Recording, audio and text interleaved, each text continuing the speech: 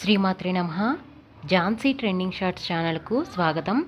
మీరు గనక మన ఛానల్ని మొదటిసారి చూస్తున్నట్లయితే ప్లీజ్ సబ్స్క్రైబ్ చేసుకోండి. మరిన్ని డివోషనల్ స్టోరీస్ కోసం మన ఛానల్ని అందరికీ షేర్ చేయడం మర్చిపోవద్దు. ఈ వీడియో కనుక మీకు నచ్చినట్లయితే ప్లీజ్ ఒక లైక్ అయితే ఇవ్వండి. అలా విడదీసి చూడడం ఏంటి అసలు? నీ మెరిసిపోతున్న బుగ్గల్లో, నీ మెరిసిపోతున్న నుదిటిలో, నీ మెరిసిపోతున్న సర్వావయవాల్లో దాగి ఎవరున్నారో తెలుసా? శివుడు ఉన్నాడు. కానీ దొరకడు. ఎప్పుడు దొరుకుతాడో తెలుసా? నువ్వు అనుగ్రహిస్తే దొరుకుతాడు. దీన్ని శంకరాచార్యుల వారి సౌందర్య లహరిలో ఎంత అందంగా చెప్పారో తెలుసా అండి? తయాహృత్వా వామంబ పరిపర తృప్తేన మనసా. అమ్మా, నాకు చిన్న అనుమానం వస్తోంది. శంకరుడు సగం తీసుకోమంటే మిగిలిన సగం కూడా నువ్వు దొంగిలించేసావా అమ్మా అన్నారు శంకరాచార్యుల వారు. ఎర్రటి సగం వచ్చేటప్పటికి మిగిలిన సగం తెలుపు కూడా ఎరుపు అయిపోయింది. అంటే దాని అర్థం ఏమిటో తెలుసా అండి?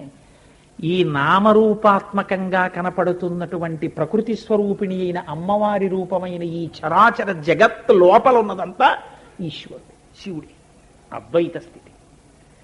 కాబట్టి అమ్మవారు చిత్రంగా కూర్చుంటుంది. విచిత్రం తెలుసా అండి? విస్మయార్హ వృత్తాంతం. ఆవిడ కూర్చోవడం బట్టి మీరు చెప్పేయచ్చు. అమ్మవారు రెండు కాళ్ళు ఇలా మడుచుకు కూర్చుంది అనుకోండి, అప్పుడు ఆవిడ లలితాపరా భట్టారిక అని పిలవాలి మీరు. అమ్మవారు ఒక కాలు కిందకి చాపి ఒక కాలు మడుచుకుందనుకోండి, అప్పుడు చేతిలో చెరుకు విల్లే ఉంటుంది. అప్పుడు ఆవిడ రాజరాజేశ్వరి, అంటే ఆవిడ పరిపాలకురాలిగా ఉంది. ఇప్పుడు ఆవిడ రాజరాజేశ్వరిగా ఉంటే మీకేం చేస్తుంది? ఇప్పుడు ఆవిడ పరిపాలనాంశతో ఉంది. ఆవిడ అనుగ్రహం కలిగిందనుకోండి, హత్యలు 50 చేసేసిన వాడికి రాష్ట్రపతి క్షమాభిక్ష పెట్టేశాడు అని పేపర్లో వచ్చింది. మీకు అభ్యంతరమా? మీకు అభ్యంతరం ఉంటే ఆయన ఏం చేస్తాడు? ఆయన ఇచ్చేశాడు అంతే క్షమాభిక్ష. అలా మీరెన్నుకున్న రాష్ట్రపతి అంత పెద్ద అధికారంతో ఉంటే ఆవిడ రాజరాజేశ్వరి. ఆవిడ ఏమైనా చేసేస్తుంది. రాజన్మత్తమరాళ మంద గమనాం రాజీవ పత్రేక్షణాం రాజీవ ప్రభవాది దేవ మకుటై రాజపదాంబోరుహాం రాజీవాయత పత్రమండిత కుచాం రాజాధి రాజేశ్వరీం శ్రీశైలస్థలవాసినీం భగవతీం శ్రీమాతరం భావయే. ఆవిడ నడిచి వెడుతుంటే దేవతలందరూ వంగి నమస్కారం చేస్తుంటే, అమ్మా అమ్మా జాగ్రత్త, ఇది విష్ణుమూర్తి కిరీటం, ఇది ఇంద్రుడి కిరీటం, ఇది లేకపోతే ఏదో అశ్వినీ దేవతల కిరీటాలు, జాగ్రత్త నీకు తగులుతాయి తగులుతాయి తగులుతాయి అంటుంటారు. ఇన్ని కిరీటముల యొక్క మణుల కాంతుల చేత ప్రకాశించేటటువంటి పాదద్వంతము కలిగినటువంటి తల్లి ఇప్పుడు ఆవిడ రాజరాజేశ్వరిగా ఉంది. ఆవిడ అనుగ్రహించింది. మీ మీద పాశం వేయచ్చు, దగ్గరికి లాక్కుంటుంది. మీకు ఇహమునందు కోర్కెలు తీరుస్తుంది.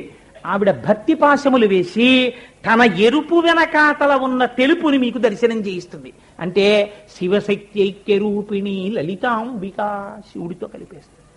అప్పుడు మీకు ఈ లోకమునందు బ్రహ్మదర్శనం అవుతుంది, ప్రకృతి దర్శనం ఆగిపోతుంది. ప్రకృతి యందు పరాత్పరుణ్ణి చూడగలిగిన శక్తి ఆవిడిస్తుంది. ఇది విస్మయార్హ వృత్తాంతం, ఇది ఆశ్చర్యం. అందుకని ఒక కాలు మడిచి ఒక కాలు కింద పెడితే ఆవిడ రాజరాజేశ్వరి కాదు. ఇంకొక చిత్రం ఉంది ఆవిడ దగ్గర. ఏమిటో తెలుసా అండి?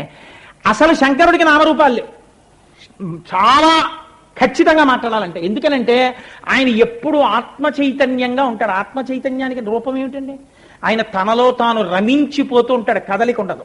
అలా కదలిక లేకుండా ఆత్మ చైతన్యంగా ఉండిపోయినటువంటి పరమేశ్వరుడి మనస్సునందు తానే ఇంతమందిగా కనపడాలనేటటువంటి మహాకామమును సృష్టించి కామేశ్వరుడిగా మార్చి కూర్చోబెడుతుంది.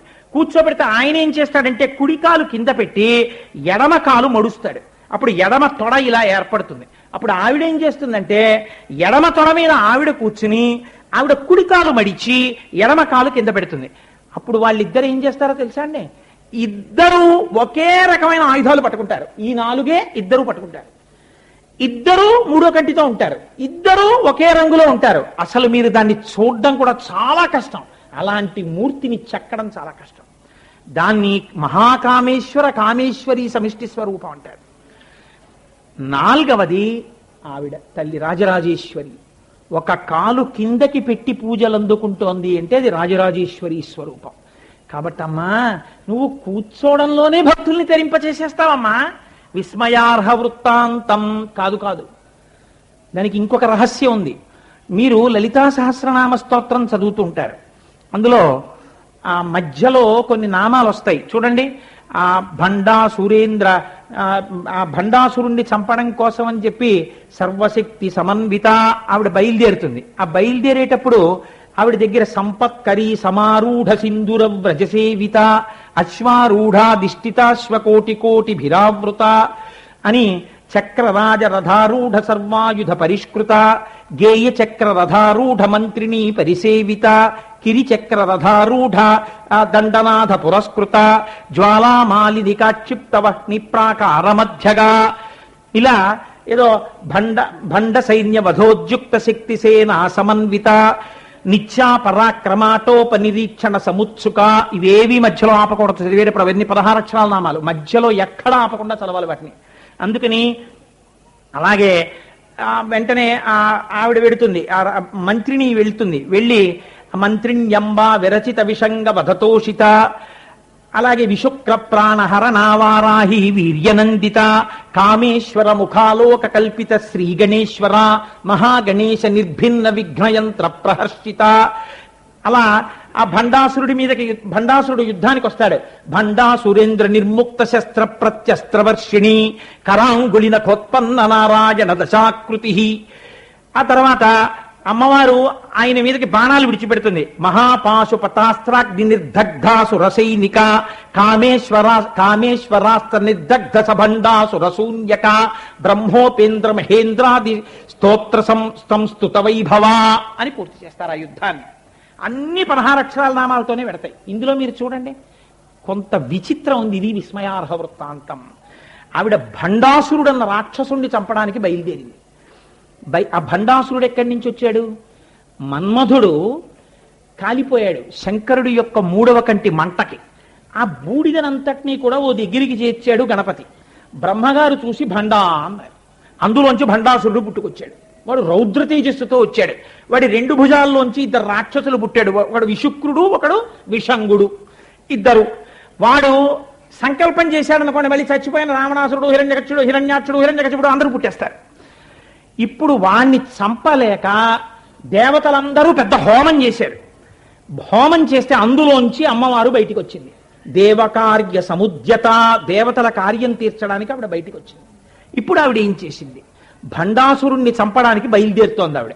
బయలుదేరేటప్పుడు ఆవిడ దగ్గర ఏమున్నాయి? సంపత్కరీ సమారూఢ సింధుర వ్రజసేవిత.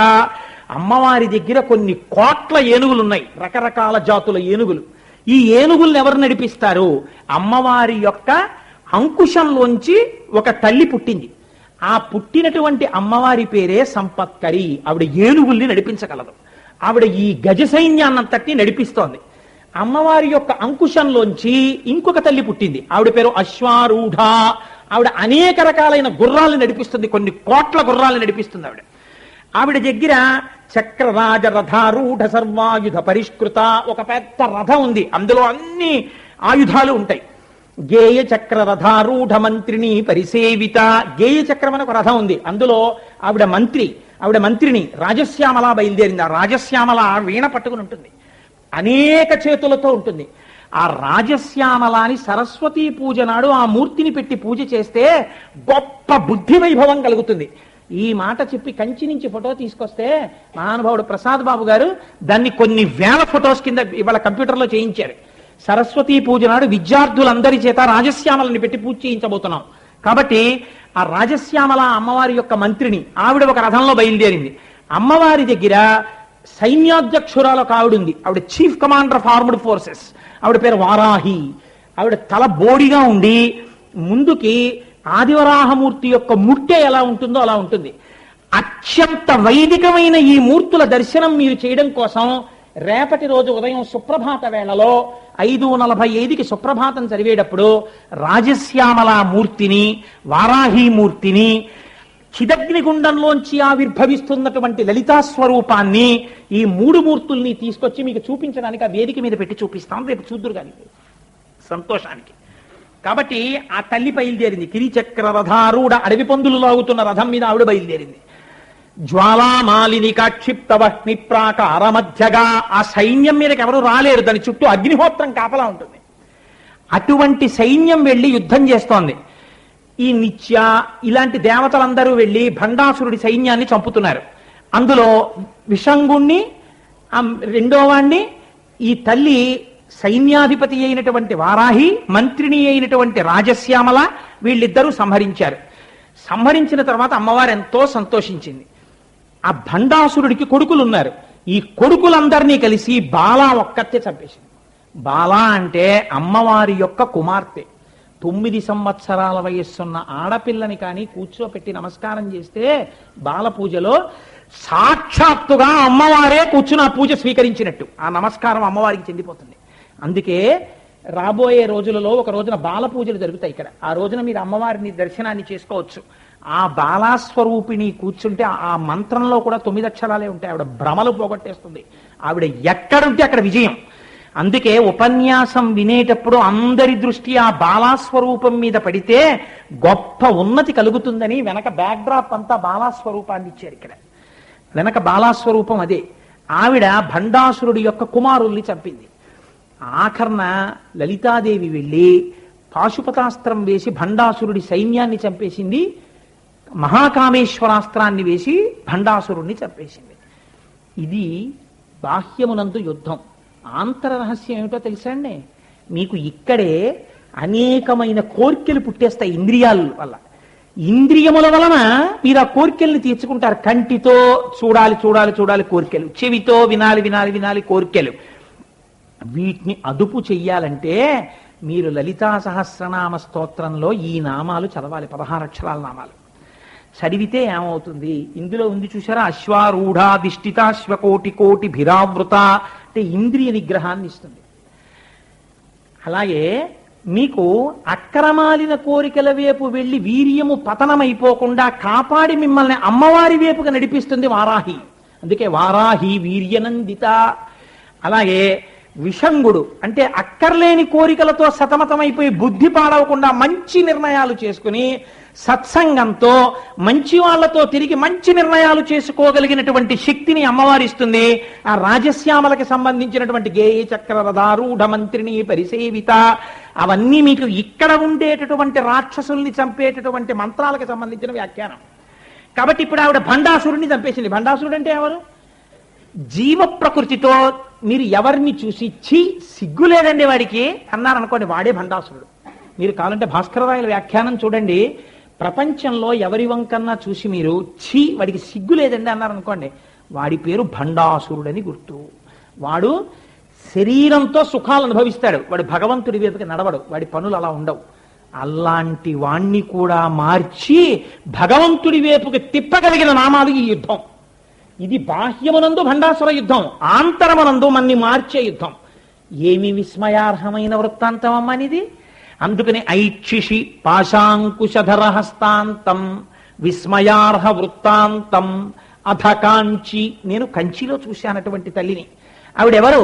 నిగమ వాచా సిద్ధాంతం. సమస్త వేదముల యొక్క సారము ఏదున్నదో అదే మీకు ఒక రూపాన్ని దాల్చి ఎదురుకుండా కనపడితే ఆ నిగమ వాక్య సిద్ధాంతం నా కళ్ళకు కనపడింది. వేదవాక్యం. ఎవరా వేదవాక్యం అంటే సృష్టి స్థితి లయ అనబడేటటువంటి మూడింటిని చేసేటటువంటి వాడు పరాత్పరుడే. ఇంతే వేద సిద్ధాంతం. ఎవ్వడు సృజించు ప్రాణుల ఎవ్వడు రక్షించు త్రుంచు ఎవ్వడు అనంతుండెవ్వడు వివుడెవ్వడు వాడి విధమున మనుచు బెనుచు హేలారతుడై ఏకో దేవ సర్వభూతాంతరాత్మ సాక్షి చేతో కేవలో నిర్గుణశ్చ. అటువంటి ఆవిడే సృష్టికర్త్రి బ్రహ్మరూపా గోత్రి గోవిందరూపిణి సంహారిణి రుద్రరూపాతిరోధానకరీశ్వరి సదాశివానుగ్రహదా పంచకృత్య పరాయణ. ఈ 5 చేస్తున్నటువంటి తల్లి 5 రూపాలుగా కనపడుతున్న అమ్మ ఒక్క మూర్తిగా నా కళ్ళ ముందు ఈ సృష్టి స్థితి లయ తిరోధాన అనుగ్రహములను చేస్తున్నది అని చెప్పబడినటువంటి కంటికి కనపడనటువంటి ఒక పరాశక్తి ఏది ఉన్నదని వేదములు ఘోషించి చెప్తున్నాయో ఆ చెప్పబడిన ఒక గొప్ప శక్తి స్వరూపము నా మాంసనేత్రము చేత చూడడానికి వీలుగా కంచి ఎందు నాకు దర్శనమిచ్చి నా ఎదుట నిలబడితే నేను ఈ స్తోత్రం చేస్తున్నాను అన్నాడు మూకుడు. కాబట్టి విస్మయార్హ వృత్తాంతం సకల నిగమ వాచా సిద్ధాంతం శూలపాణి శుద్ధాంతం. ఎవరి తల్లి? ఇక్కడ చెప్తున్నారు. ఎంత గొప్ప బిరుది ఇచ్చేశారో. బహుశా ఈ మాట అనే ముందు శంకరాచార్యుల వారి మనసులోకి వెళ్ళి ఉండాలి. ఎందుకంటే మూక పంచస్థితికి ముందు సౌందర్యలహరి ఉంది. శూలపాణి శుద్ధాంతం. శూలము అంటే త్రిశూలం. త్రిశూలం గురించి పద్మపురాణంలో ఒక మాట ఉంది. త్రైగుణ్యం శూలమేతస్యాపరసు సత్యనిష్టత. దేవతలు ఆయుధాలు ఏదో సరదాగా పట్టుకోరు, శంకరుడు త్రిశూలం ఎందుకు పట్టుకుంటాడో తెలుసా అండి? పైన 3 కొమ్ములు ఉంటాయి ఇలాగా. అవి సత్వ రజస్ తమో గుణాలు. ఈ 3 గుణములకు ఆధారమైనటువంటి మాయాశక్తి ఏది ఉన్నదో ఆ మాయాశక్తి నాదిగా కలిగిన వాడను అని చెప్పడానికి త్రిశూలం పట్టుకుంటాడు. ఆయన ఎప్పుడు తనలో తాను రమిస్తూ అసలు బాహ్యమునందు స్పందన లేకుండా ఉంటాడు. అంటే మీకు ఒక ఉదాహరణ చెప్పాలంటే, తరంగములు లేని చెరువులో ఉంటాడు ఆయన. అటువంటి వాడిలో బాహ్య స్మృతి వచ్చి నేను అన్నాడు అనుకోండి, ఆ నేను అన్న భావన ఆయనలో పుడితే అహో పురుషిక అంటారు శంకరాచార్యులు. ఆ అహో పురుషికా తత్వం ఉందే, ఆ నేను అన్న భావన అసలు శంకరుడికి కలిగేలా చేయగలిగిన తల్లి ఎవరో ఆవిడే శూలపాణి శుద్ధాంతం. లేకపోతే ఆయన మీకు నాకు అసలు రూపంతో వచ్చి కూర్చోడు. ప్రకృతి పురుషుల యొక్క క్రీడ లేకపోతే ఊర్ణనాభిగతి క్రీడ సల్పు అంటారు పోతన గారు. ఆ క్రీడ లేకపోతే సృష్టి లేదు. సృష్టి వైపు ఉన్ముఖం చెయ్యడం కోసమని తనలో తాను రమించిపోతున్న నిర్గుణుడైన పరబ్రహ్మస్వరూపమైన శంకరుని యందు నేను అన్న కదలికని ఆవిడ తీసుకొచ్చింది. లేక చెరువు నిలబడిపోయి ఉండిపోతే రాయి వేస్తే కెరటాలు అలా కదిలినట్టు అమ్మవారి యొక్క స్పందన చేత ఆయన కదిలి నేను అన్న బాహ్య స్మృతిని పొందాడు. మళ్ళీ ఆయన అలా అయిపోకుండా తన పక్కన కూర్చోపెట్టుకుని కట్టి పడేసి తల్లిదండ్రులుగా ఉంచి మీకు శంకర దర్శనం చేయించి శంకరుడిలో కలిపేటటువంటి మాయాస్వరూపిణి అయి ఎవరావిడ పాదాలు పట్టుకుంటారో వాళ్ళని శంకరుడితో కలుపుతుంది. నా అంత నేనన్న మొనగాళ్ళందరినీ కూడా రాగస్వరూప పాసాఢ్య క్రోధాకార అంకుశోజ్వల వాడి మీద కోప్పడ్డం, వీడిని కౌగులించుకోవడం, ఇది బాగుందన్నా అది బాగులేదన్నా, ఎప్పుడు తిట్టుకుంటూ ఉండడం, పొగుడుకుంటూ ఉండడం, ఆశీర్వచనం చేసుకుంటూ ఉండడం, తుమ్ముకుంటూ ఉండడం, ఇలా ద్వంద్వాల్లో బతుకెళ్ళిపోయేటట్టుగా చేసేస్తుంది. అయిపోయిందంటే హీనోపాధిలోకి వెళ్ళిపోయాడు. పోయింది మనుష్య జన్మ యొక్క ప్రయోజనం పోయింది. చచ్చి చేడి చాలా కష్టపడి డిగ్రీ ఫస్ట్ క్లాస్ లో పాస్ అయ్యాడు. పీజీ చదివాడు. పీజీ చదువుకుంటున్నప్పుడు ప్రతిరోజు 6 గంటలు సివిల్ సర్వీసెస్ కి ప్రిపేర్ అయ్యాడు. ఎంతో కష్టపడి ప్రిలిమ్స్ రాశాడు. మంచి ర్యాంకుతో పాస్ అయ్యి మెయిన్ ఎగ్జామినేషన్కి వెళ్ళాడు. టైఫాయిడ్ అని కూడా చూడకుండా వెళ్ళి మెయిన్ ఎగ్జామినేషన్ రాసి మెయిన్ లో సెలెక్ట్ అయ్యాడు. ఇంటర్వ్యూకి వెళ్ళాడు.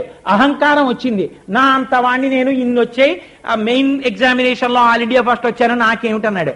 అక్కడికి వెళ్ళి ఒక్క మాట కొంచెం వ్యగ్రతతో మాట్లాడాడు. ఎన్నున్నా నీకు వినయం లేదు, యు ఆర్ డిస్క్వాలిఫైడ్ అన్నాడు. ఏమైంది?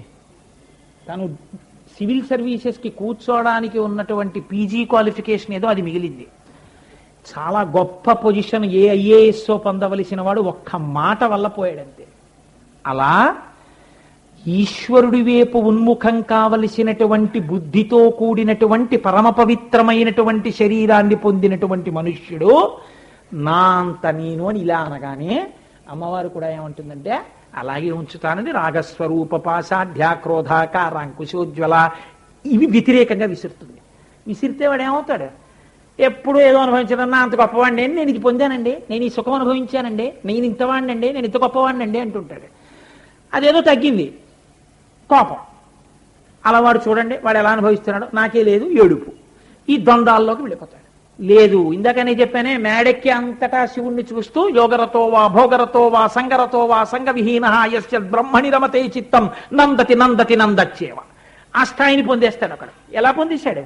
అమ్మవారి అనుగ్రహం. విస్మయార్హ వృత్తాంతం. అమ్మా నేను చూశానమ్మా. ఎవరు చూడగలరమ్మా? నా కళ్ళ ముందు ఈ నేత్రానికి కనపడేటట్టుగా కనపడ్డావు. నా నోట్లో తాంబూలం పెట్టావు. నేను నీ తాంబూలం తినగానే నీ స్తోత్రం చేశాను. అమ్మ నిన్ను నేను చూశాను, నాకు అర్థమయ్యావు నువ్వు. ఐక్షిషి పొంగు. అందుకని ముందు శ్లోకం ప్రారంభమే చూశాను అంటూ మొదలుపెట్టారు. ఇప్పుడు చెప్పండి, అసలు నిజంగా దీన్ని మీరు పూజా మందిరంలో ప్రతిరోజు చదివారనుకోండి, అమ్మవారి అనుగ్రహం మీకు ఎందుకు కలగదు? ఎంత గొప్ప శ్లోకం అండి. శ్లోకం చిన్నది, ఐక్షిషి.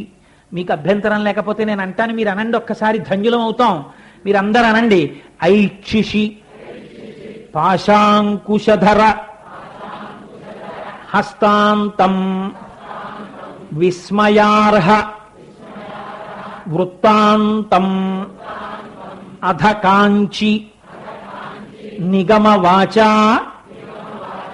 సిద్ధాంతం శూలపాణి శుద్ధాంతం ఇవాళ మనం ఒక మహాకవికి నమస్కారం చేసి అమ్మవారికి నమస్కారం చేసి రేపటి రోజున వేరొక అద్భుతమైనటువంటి శ్లోకాన్ని మనస్సుని ఎలా అమ్మవారి యందు పెట్టారో మూకుడు ఒక గొప్ప శ్లోకం చెప్తారు రేపటి రోజున. దాన్ని రేపు మీకు విజ్ఞాపన చేసే ప్రయత్నం చేస్తాను. అమ్మ అనుగ్రహించి నా చేత పలికించుగాక. ఎందుకంటే